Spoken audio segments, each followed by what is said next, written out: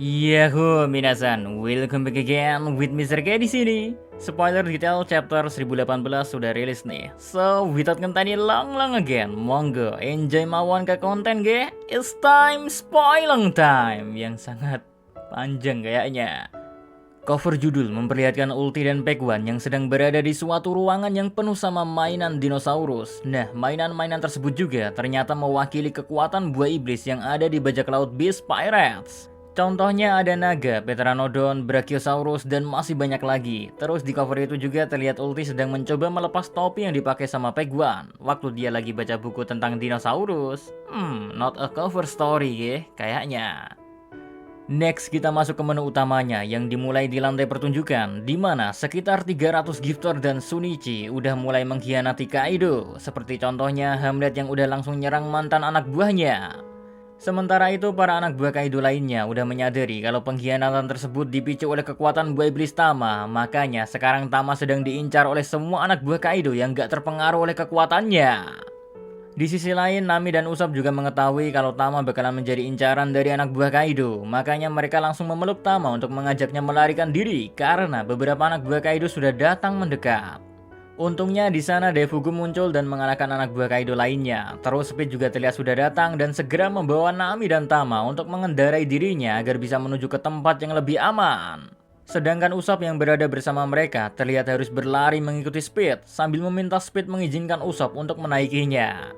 Menariknya lagi, di momen tersebut ternyata bukan hanya Daifugo dan Speed saja yang menghampiri Tama, melainkan Gazelman pun ikut datang untuk memberikan informasi kepada Tama kalau dirinya lah yang bakal mengurus Komachio nantinya. Melihat momen di mana para anak buah Kaido menjadi anak buah Tama, membuat Usopp sangat kagum kepada kekuatan milik Tama, karena menurut Usopp biasanya di sebuah medan perang tidak mungkin bisa menemukan teman apalagi dari pihak musuh. Sementara itu masih di momen yang sama, Zeus tiba-tiba muncul dan bertanya kepada Nami apakah dia bisa menjadi pelayannya lagi atau tidak. Dan pertanyaan tersebut dijawab oleh Nami dengan jawaban kalau dirinya lebih memilih hubungan sebagai partner. Nah, mendengar jawaban dari Nami yang menganggap Zeus sebagai partnernya, otomatis meningkatkan semangat Zeus sampai-sampai dia mulai menyerang anak buah Kaido untuk membersihkan jalan agar tidak ada yang mengganggu jalur kabur mereka. Usopp yang melihat kekuatan Zeus tersebut ikut berkomentar kalau Nami juga sekarang memiliki kemampuan yang luar biasa. Damn, keren ini mah. Next, momen pun pindah memperlihatkan CP0 yang sedang menghitung kembali perbedaan jumlah pasukan antara pasukan Kaido dan pasukan aliansi pembebasan Wano Kuni. Menurut perhitungan CP0, sekarang tersisa 16.000 orang di pihak Kaido dan 9.000 orang di pihak samurai.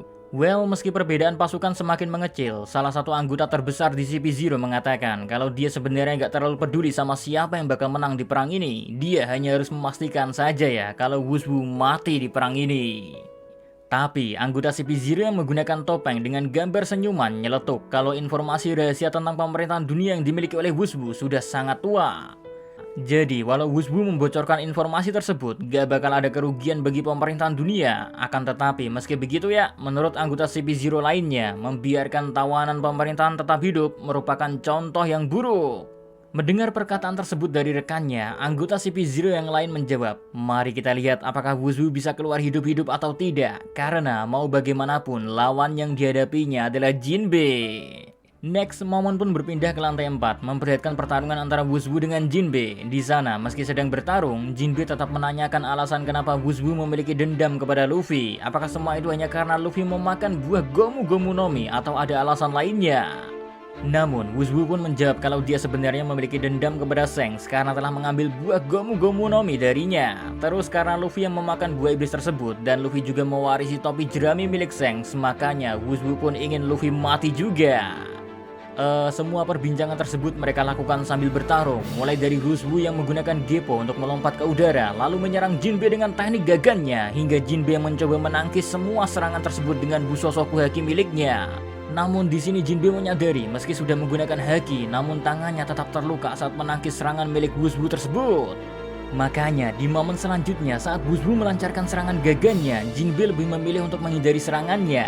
Nah, melihat reaksi Jinbe yang menghindar, Wushu pun memuji betapa bijaksananya pilihan Jinbe untuk menghindari serangannya. Karena Wushu menjelaskan Bushosoku Haki tingkat normal gak bakal bisa menangkis serangan miliknya. Nggak cuma itu doang sih, Wushu juga memuji kecepatan Jinbe yang menurutnya Jinbe bergerak sangat cepat meskipun dia hanya seorang manusia ikan. Well, mendengar hal itu, Jinbe membalas perkataan Wushu kalau apa yang Wushu katakan sungguh membosankan. Soalnya di era sekarang masih melakukan diskriminasi kepada manusia ikan itu udah gak zaman. Next, pertarungan pun lanjut kembali setelah Wushu menggunakan Tekai dan menyerang Jinbe menggunakan jurus Kibasen. Jinbe tidak tinggal diam dan memilih untuk beradu serangan dengan menggunakan Busosoku Haki miliknya. Akan tetapi, serangan Wushu ternyata lebih kuat dari Haki Jinbe, makanya Jinbe pun harus terdorong beberapa meter ke belakang. Nah, setelah terdorong, Jinbe malah langsung ngeluarin jurus barunya yang dinamain Gyojin Jujutsu Hikishio Ipponzoi. Serangan barunya tersebut nampaknya berhasil menjatuhkan Wushu, bahkan sampai ngebuat Wushu mengeluarkan darah dari mulutnya. Tapi Jinbe gak langsung berhenti guys. Jinbe langsung mengeluarkan Uchi Minzuya untuk melakukan serangan lanjutan. Sayang, Wushu bisa menggunakan Soro untuk lompat ke sebuah pilar dan akhirnya berhasil menghindari serangan Jinbe. Di momen selanjutnya, pertarungan pun terlihat berhenti dahulu karena Wushu ingin menanyakan sesuatu kepada Jinbe. Khususnya waktu Wushu masih di penjara dan disiksa, dia disuruh oleh penjaga untuk berdoa ke Nika, sang dewa matahari. Nika katanya adalah seorang pejuang legendaris yang mampu membuat orang tersenyum dan melepaskan mereka dari rasa sakit. Terus suatu hari nanti, Nika akan datang untuk membebaskan semua budak yang ada di dunia.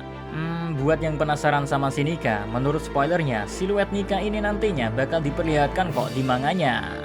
Terus sambil menyerang Jinbe kembali, Wushu melanjutkan perkataannya kalau saat dirinya disiksa, dia mulai berdoa kepada Nika karena Wushu ingin seseorang datang untuk menyelamatkannya. Jadi meskipun dia gak tahu apakah Nika itu nyata atau hanya mitos belaka, dia tetap berdoa kepada Nika.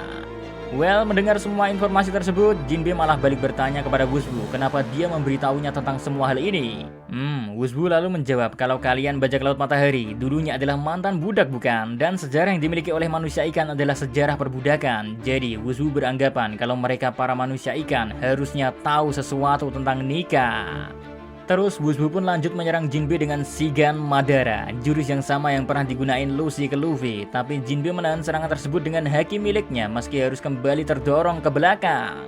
Di sisi lain, beberapa bawahan Wushu yang masih ada di sekitar pertarungan antara Jinbe dan Wushu ya terlihat lagi nyemangatin Wushu sambil bilang kalau para Tobiropo mereka lebih kuat dari mantan Shichibukai.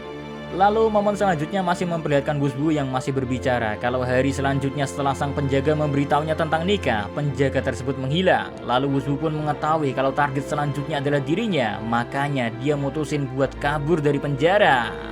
Wushu akhirnya bertanya-tanya mengapa mereka dilarang untuk mengetahui atau berbicara tentang Nika. Wah, mendengar hal itu ya, Jinbe entah mengapa tiba-tiba sangat marah dan langsung mematahkan jari Wushu yang langsung membuat Wushu teriak kesakitan. Tapi Jinbe langsung melancarkan serangan keduanya dengan menggunakan Gyojin Karate Sozaku. Terus serangan tersebut dibalas oleh Wushu menggunakan Rankyaku yang mengarah ke wajah Jinbe.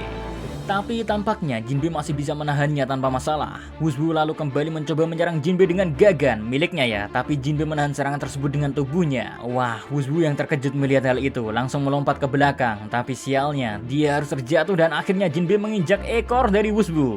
Lalu Jinbe berkata, jika kamu ingin berbicara tentang sejarah seseorang, maka sebaiknya kamu gak datang dengan resolusi setengah-setengah. Setelah mengatakan hal itu ya, Jinbe langsung menyerang Wushu dengan serangan Gyojin Karate Ogi Onigawara Seiken.